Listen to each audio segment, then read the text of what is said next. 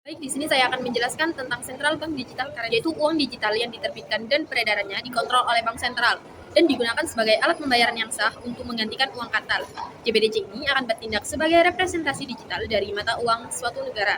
Adapun manfaat-manfaat dari JBDC ini, yang pertama ada peningkatan sistem pembayaran, yang dimana dapat membantu mengatasi masalah dan dalam sistem pembayaran, seperti keterlambatan dan biaya transaksi yang tinggi.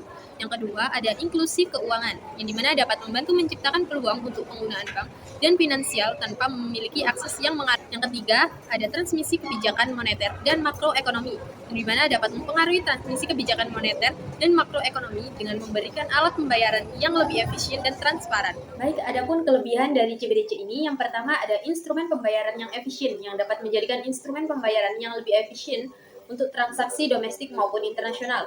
Yang kedua, ada peningkatan sistem pembayaran yang dapat meningkatkan sistem pembayaran dan mendorong inklusi keuangan jika dirancang dengan tepat. Yang ketiga, ada pun mengurangi ketergantungan pada uang tunai, di mana ketika penggunaan uang tunai menurun dan digantikan dengan pembayaran digital. Yang keempat, ada pelestarian peran internasional dominan dolar Amerika Serikat yang dapat membantu mempertahankan status dolar Amerika Serikat sebagai mata uang cadangan dunia. Adapun kekurangan dari CBDC ini, yang pertama yaitu biaya dan resiko bagi bank sentral. Yang kedua, ada potensi peralihan dana, di mana CBDC mungkin mendorong rumah tangga dan peralihan untuk meningkatkan dunia dari deposito bank, sehingga meningkatkan biaya pendanaan bank dan menurunkan investasi dalam perekonomian. Yang ketiga, ada tantangan teknologi dan peraturan, di mana memerlukan teknologi canggih yang dikembangkan dengan baik yang mungkin menjadi tantangan bagi beberapa negara untuk menerapkannya. Menjelaskan mengenai uang digital. Nah, pengertian uang digital adalah salah satu bentuk uang atau bentuk transaksi melalui data. Artinya dia tidak berupa fisik, melainkan data yang tersimpan dalam komputer ataupun alat elektronik lainnya. Nah, uang digital juga memiliki kelebihan. Yang pertama, kemudahan dan kenyamanan. Uang digital memungkinkan transaksi yang lebih cepat daripada transaksi yang biasanya kita lakukan.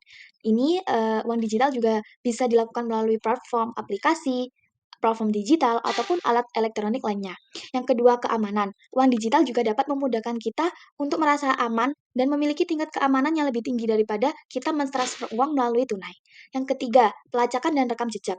Uang digital memungkinkan pelacakan dan rekam jejak yang lebih baik terhadap transaksi. Nah, ini dapat membantu dalam mencegah kegiatan ilegal seperti pencucian uang. Yang terakhir, yang keempat adalah aksesibilitas. Uang digital dapat diakses dengan mudah melalui perangkat elektronik atau alat-alat elektronik yang lainnya, seperti yang saya jelaskan tadi. Nah, uang digital juga memiliki kekurangan. Yang pertama, ketergantungan pada teknologi. Uang digital membutuhkan akses ke internet dan teknologi yang memadai. Jika terjadi gangguan ataupun masalah teknis, artinya transaksi tersebut tidak dapat berjalan dengan lancar ataupun berjalan dengan cepat. Yang kedua, keamanan cyber. Uang digital rentan terhadap serangan cyber seperti hacking atau pencurian identitas. Jika informasi pribadi atau keuangan menyebabkan kerugian finansial yang signifikan. Yang ketiga, keterbatasan penerimaan. Meskipun semakin banyak bisnis yang menerima pembayaran digital, masih ada beberapa tempat atau pedagang yang tidak menerima uang digital. Ini dapat menjadi kendala jika hanya memiliki uang digital dan tidak ada opsi pembayaran lainnya.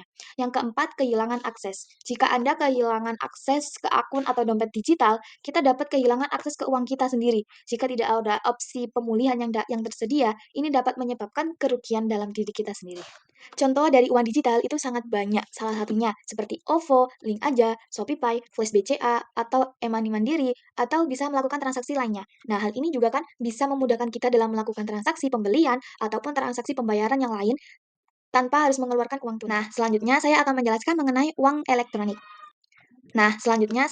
Pengertian uang elektronik didefinisikan sebagai alat pembayaran dalam bentuk elektronik, di mana nilai uangnya disimpan dalam melalui media elektronik tertentu.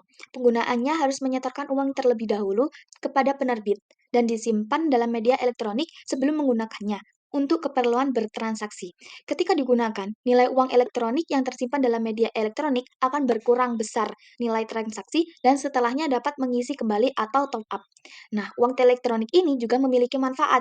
Yang pertama, memberikan kemudahan dan kecepatan dalam melakukan transaksi pembayaran tanpa perlu membawa uang tunai. Yang kedua, tidak lagi menerima uang kembalian dalam bentuk barang seperti permen ataupun kue-kue lainnya. Akibatnya pedagang tidak mempunyai uang kembalian bernilai kecil ataupun receh. Yang ketiga, untuk transaksi massal yang bernilai kecil, namun memiliki frekuensi tinggi seperti transportasi, parkir tol, atau makanan cepat. Nah, pengertian uang elektronik didefinisikan sebagai alat pembayaran dalam bentuk elektronik, di mana nilai uangnya disimpan dalam melalui media elektronik tertentu. Penggunaannya harus menyetorkan uang terlebih dahulu kepada. Uang elektronik juga memiliki kelebihan. Yang pertama, kemudahan dalam penggunaannya. Uang elektronik memungkinkan pembayaran yang lebih cepat dan lebih mudah. Kita dapat melakukan transaksi dengan cepat menggunakan kartu debit, kartu kredit, atau dompet elektronik lainnya tanpa perlu membawa uang tunai. Yang kedua, keamanan. Uang elektronik juga dapat memberikan tingkat keamanan yang lebih tinggi daripada kita membawa uang tunai. Misalnya, jikalau kartu debit atau kredit hilang atau dicuri, kita dapat segera melaporkannya dan memblokir kartu tersebut untuk mencegah penggunaan yang tidak sah. Yang ketiga, pelacakan transaksi. Uang elektronik juga dapat memungkinkan pelacakan transaksi yang lebih mudah. Kita dapat melihat riwayat pembelian dan transaksi kita melalui perangkat elektronik atau melalui laporan yang diberikan oleh lembaga keuangan. Yang keempat, kemudahan transaksi online. Uang elektronik juga memungkinkan kita dalam pembayaran online yang mudah dan aman. Kita dapat melakukan pembelian di toko online atau membayar tagihan secara online dengan cepat. Nah, uang elektronik juga memiliki kekurangan. Yang pertama, ketergantungan pada teknologi. Uang elektronik membutuhkan akses ke perangkat elektronik lainnya, dan juga membutuhkan akses internet yang lebih. Yang kedua, potensi keamanan dan privasi. Meskipun uang elektronik memiliki tingkat keamanan yang tinggi, tetapi masih ada risiko keamanan seperti pencurian data atau penipuan online. Yang ketiga, adanya biaya tambahan. Beberapa uang elektronik seperti kartu kredit mungkin melibatkan biaya admin atau bunga yang harus dibayarkan. Yang keempat, keterbatasan penerimaan. Meskipun uang elektronik semakin umum digunakan, masih ada beberapa tempat atau pedagang yang mungkin tidak menerima pembayaran melalui elektronik tersebut. Nah, contoh uang elektronik itu yang pertama ada kartu debit atau seperti ATM, kartu kredit seperti Visa, dompet elektronik seperti e-wallet, terus ada mobile banking, yang terakhir ada token pembayaran. Adapun perbedaan uang digital dan uang elektronik. Yang uang digital yang pertama diterbitkan oleh BI selaku otoritas moneter. Yang kedua, uang digital merujuk pada bentuk yang ada dalam bentuk digital ataupun elektronik. Yang ketiga, uang digital ada dalam bentuk digital atau elektronik yang dapat disimpan dalam dompet digital.